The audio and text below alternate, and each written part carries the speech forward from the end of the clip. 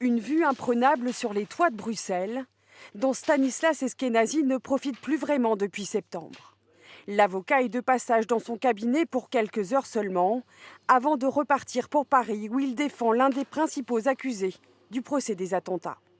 Le procès est épuisant en tant que tel. Je pense qu'on s'est mis à une certaine routine aussi. Et puis, Paris, c'est 1h15 de train.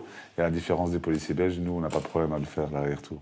Un avocat adepte des punchlines jusque dans la salle d'audience. C'est pas parce que je suis à Paris que je vais citer du Baudelaire. Et qui a du pain sur la planche.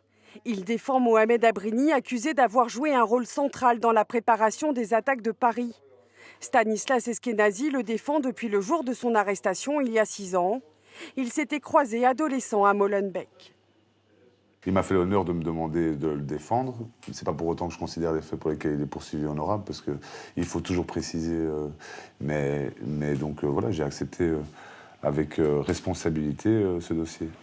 Une responsabilité qui l'a amené à mettre sa vie de côté pendant 9 mois pour le procès de Paris, quitte à perdre de l'argent, comme pour son compatriote Jonathan Detaille, l'avocat d'un autre des accusés, Ali El Haddad Assoufi. C'est un procès qui peut faire ou défaire une carrière, il ne faut pas se mentir.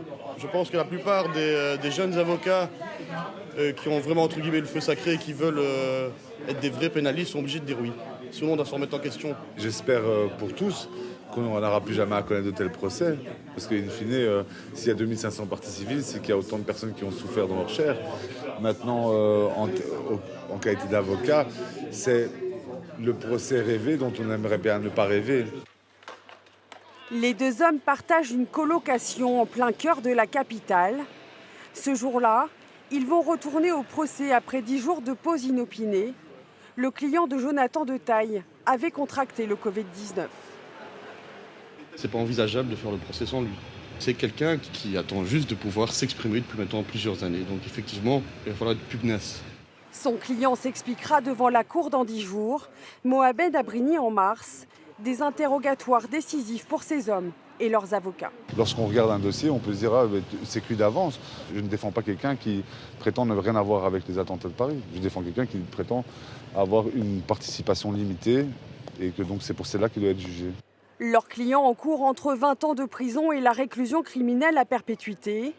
Il faudra d'ici là tenir ce véritable marathon prévu jusqu'en juin.